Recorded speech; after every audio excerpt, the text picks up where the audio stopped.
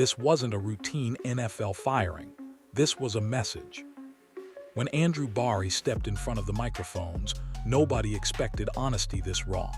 Fans are used to the script, polite statements, vague phrases, and the classic, "We're going in a different direction." But that's not what happened in Cleveland. What we witnessed instead was a front office leader pulling the curtain back and saying the quiet part out loud. The Cleveland Browns didn't just move on from Kevin Stefanski. They dismantled the idea that his tenure deserved excuses. No talk of bad luck, no blaming injuries, no hiding behind awards. Barry made it clear that what failed wasn't circumstance, it was leadership in areas that should have been controlled. That's why this moment hit so hard.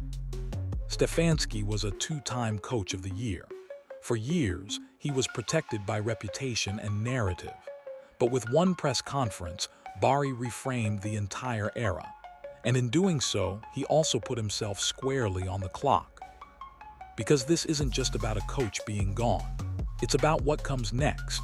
The Browns believe they have a young quarterback in Shedeur Sanders, a roster with talent, and a narrow window to finally get this right.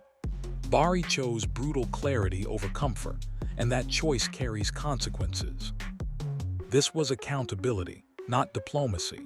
And now, the entire league is watching to see if it was leadership or a last roll of the dice. You could tell almost immediately that this press conference was different. There was no easing into it, no soft language, no attempt to cushion the blow. When Andrew Barry began speaking, the room shifted. This wasn't damage control. This was a verdict. The key line came fast and it landed hard. Barry said the decision was made because there had been no progress in areas that were controllable. That sentence did more damage than any win-loss record ever could. He wasn't talking about injuries, even though Cleveland had plenty. He wasn't talking about quarterback chaos, bad bounces, or unlucky breaks.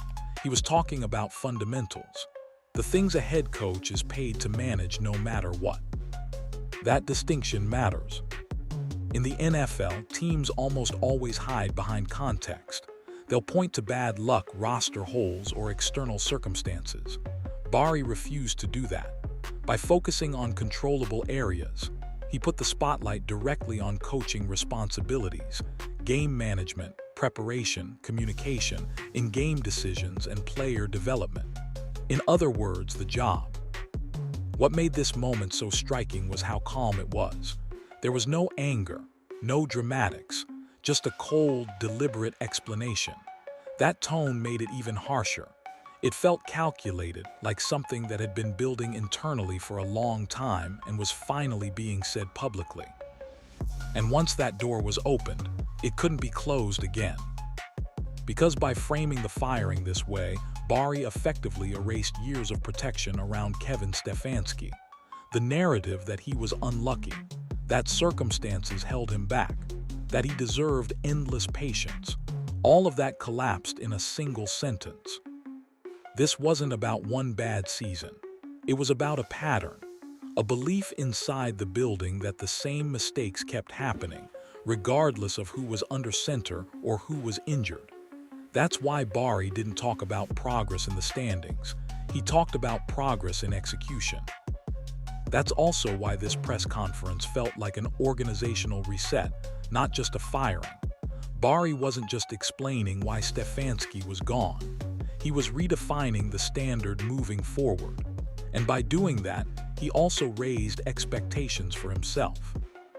Because once you publicly call out failure at that level, there's no room left for excuses. The next phase has to be different. And Barry made it clear, quietly but firmly, that anything less won't be tolerated anymore. For years, one label protected Kevin Stefanski more than any win total ever could. Offensive genius, scheme wizard, one of the brightest minds in football. That reputation followed him everywhere in Cleveland, and it became the shield defenders used whenever things went wrong. But here's the part that finally became impossible to ignore. Stefanski gave up play-calling duties. Not once, twice. In the NFL, that's not a minor adjustment. That's a flashing red warning sign. Head coaches hired for defense rarely call plays. Head coaches hired for culture often delegate. But when a coach is hired specifically for offensive mastery, surrendering play calling is essentially an admission that the core promise isn't being fulfilled. It's the equivalent of a specialist stepping away from the one skill that justified their hearing in the first place. And yet, this moment was largely brushed aside at the time. Instead of asking why an offensive genius needed someone else to run his offense, the conversation shifted back to excuses, personnel issues, quarterback turnover, injuries, anything except the obvious question: why wasn't the system elevating players the way it was supposed to? Giving up play calling once can be framed as collaboration. Giving it up twice is a pattern. It suggested uncertainty. It suggested the answers weren't coming from the top. And in a league where clarity and decisiveness matter, that uncertainty bleeds into everything else: timing, rhythm, confidence, and trust. What made this even more damaging was that stepping away didn't fix the problem. The offense didn't suddenly evolve. It didn't become unpredictable. It didn't gain an identity. If anything, it looked more fragmented. Different voices, same results. That's why Andrew Barry's comments hit so hard later. When he talked about controllable areas, this was a big part of it. Offensive identity is controllable. Structure is controllable. Communication is controllable. And when the head coach no longer trusts himself to run the offense he was hired to build, it sends a message throughout the building, whether anyone wants to admit it or not. This is where the reputation finally collapsed under its own weight. Because at some point, awards and labels stop mattering. Results, consistency, and leadership take over. And once Stefanski stepped away from the very thing that defined his value, the organization had to confront a reality it had been avoiding. The offensive genius label wasn't holding up anymore. And once that shield cracked, everything underneath it became fair game for evaluation. Once the offensive genius label started cracking, the next issue became impossible to defend: instability. Not the kind caused by injuries or bad luck, but the kind created internally, year after year. Under Kevin Stefanski, the Browns cycled through offensive coordinators at a rate that screamed uncertainty. Alex Van Pelt, then Ken Dorsey. Different voices, different emphases, same results. Every change was sold as a fix, and every time the offense came back looking eerily familiar, predictable, rigid, and slow to adapt. Coordinator turnover is supposed to spark evolution, new ideas, fresh wrinkles, adjustments to what defenses are actually doing. That never happened. Instead, the system felt like it was being reset without being reimagined. Players had to relearn terminology and timing, but the structure stayed stuck in place. That's not growth, that's churn. What made it worse was how easy the offense became to diagnose. Analysts who actually study film, not just box scores, kept pointing out the same problems. Route combinations that tipped the play, formations that rarely changed week to week, a lack of counters once defenses adjusted. When opponents knew what was coming, the Browns rarely punished them for it. And this wasn't a one-season issue. Even when the roster looked loaded on paper, top-tier skill players, a strong run game, real investment at quarterback, the offense never consistently scared anyone. It functioned, but it didn't threaten. It moved the ball, but it didn't dictate terms. In the NFL, that difference is everything. This is where the excuses started falling apart. You can blame a quarterback for missed throws. You can blame injuries for limited reps. But when the same schematic issues show up across multiple coordinators and multiple seasons, the responsibility points upward. The head coach owns the identity, and that identity never adjusted. Former quarterbacks and analysts kept saying the quiet part out loud. The system didn't put players in position to win. It didn't simplify reads under pressure. It didn't adapt quickly, and it didn't evolve as defenses caught up. That's why the coordinator changes felt cosmetic. Different names, same ceiling. By the time Andrew Barry referenced controllable areas, this was clearly part of the case. Scheme adaptability is controllable. Offensive cohesion is controllable. Year-to-year evolution is controllable. And when none of those things materialize, no matter who's calling plays, the problem isn't the assistants anymore. It's the system they're being asked to run. At that point, the collapse wasn't sudden. It was overdue. At some point, the most important evidence stopped coming from press conferences and film breakdowns. It came from what wasn't being said. In the NFL, players will defend a coach they believe in. They might dodge questions, soften answers, or speak in generalities, but true belief always leaks out eventually. And in Cleveland, that belief was noticeably absent. Look at the faces of the franchise.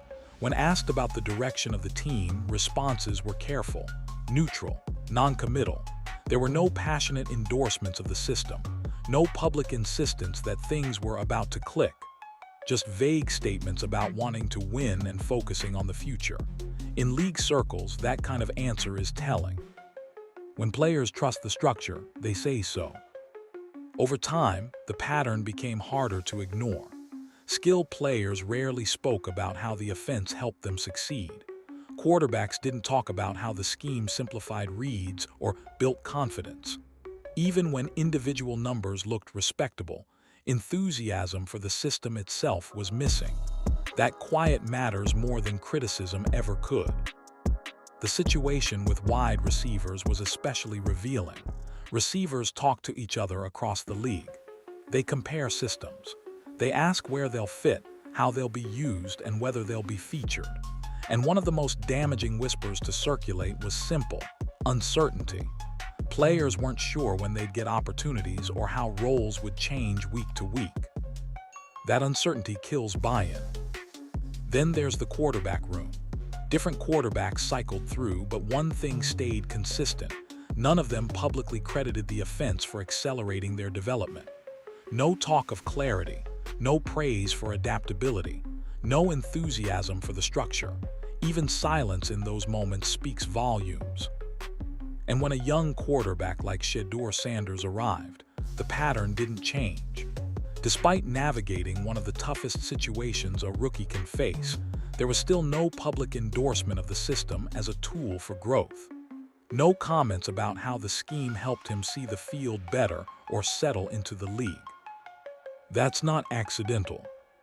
This is what ultimately boxed in Andrew Barry. Coaches can survive criticism from media.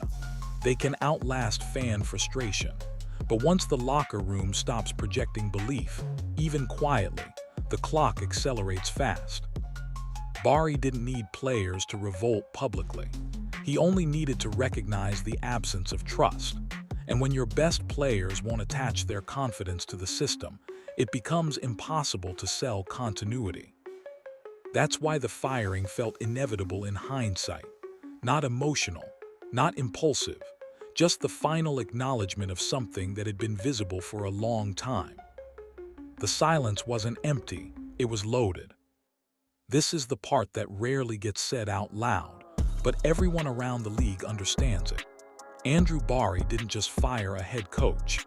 He did it knowing he'd already purchased himself one more season of credibility. And that credibility came from the draft.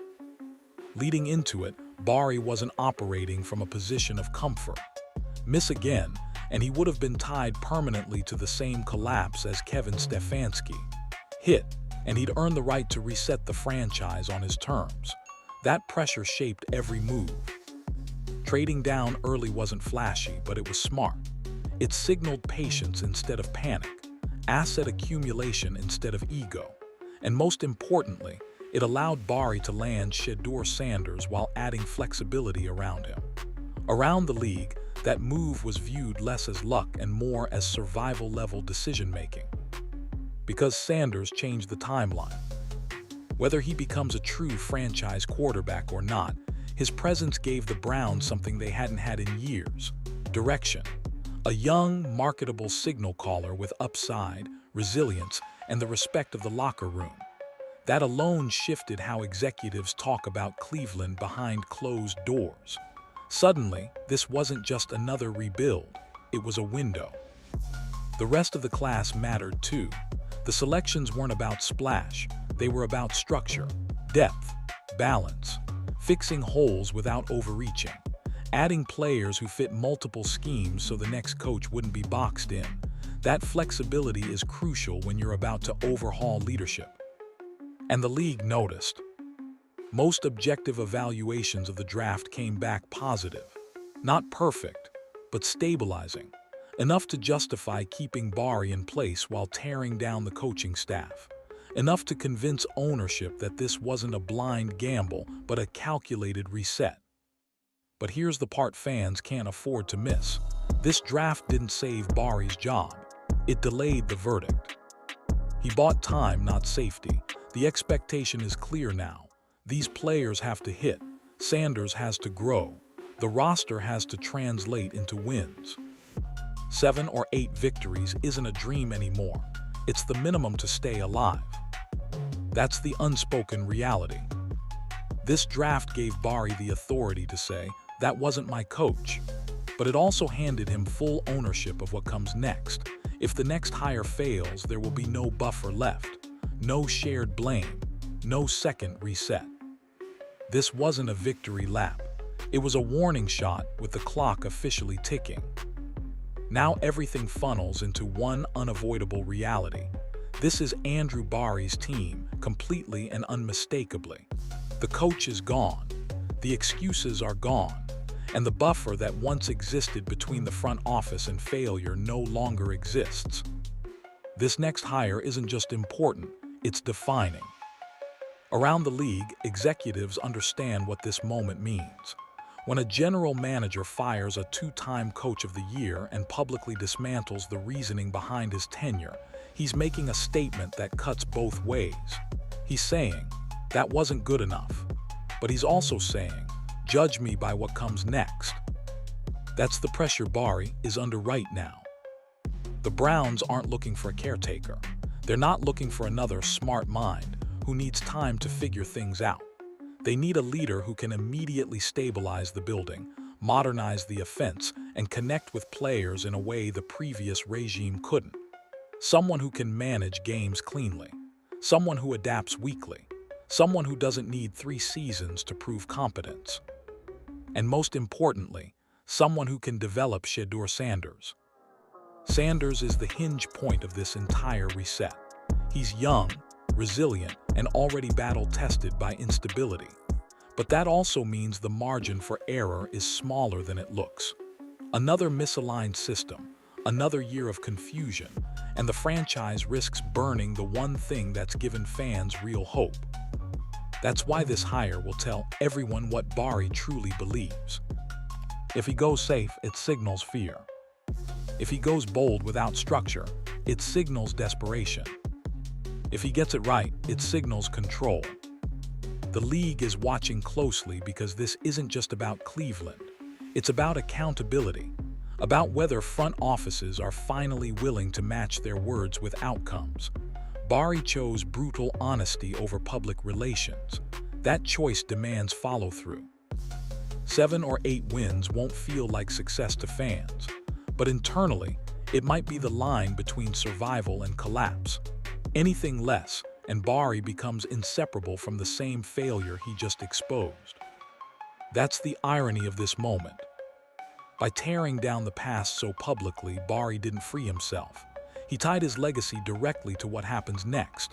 No shared blame, no lingering narratives, just results. The Browns have reset the board. Now they have to prove this wasn't just talk, but the beginning of something that actually holds. This is where everything finally comes into focus. Because when you strip away the press conferences, the tape breakdowns, and the media noise, the question facing Cleveland is brutally simple. Was this moment real leadership, or was it blame finally being redirected? On the surface, Andrew Bari did what fans have been begging for years. He told the truth. No spin, no sympathy tour, no protection of reputations. He identified failure, explained it clearly, and moved on. In a league addicted to excuses, that kind of blunt accountability feels refreshing. But honesty only earns respect if it's followed by results. By publicly dismantling Kevin Stefanski's tenure, Bari didn't just close a chapter. He erased every safety net beneath himself. There is no shared responsibility anymore.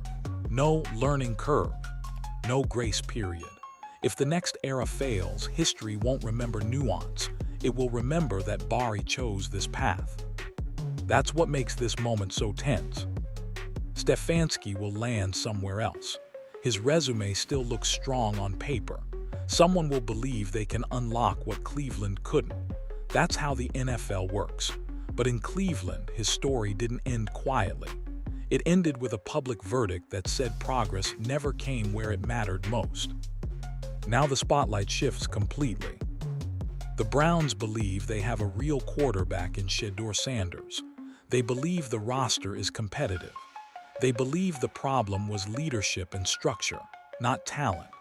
If that belief is right, the next coach will unlock it quickly, and Bari will look like the executive who finally broke the cycle. If it's wrong, this becomes another chapter in the same book fans are exhausted from reading.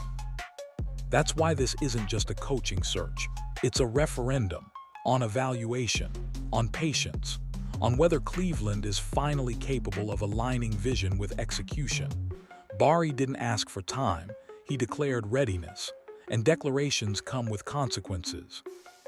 The NFL doesn't reward intent, it rewards outcomes. So this moment will be remembered one of two ways. Either as the turning point where the Browns chose clarity over comfort and finally built something sustainable, or as the moment a general manager mistook decisiveness for certainty. There's no middle ground left. Cleveland has made its move. Now the league, the locker room, and the fans are waiting to see if it was courage, or the last confident step before another fall.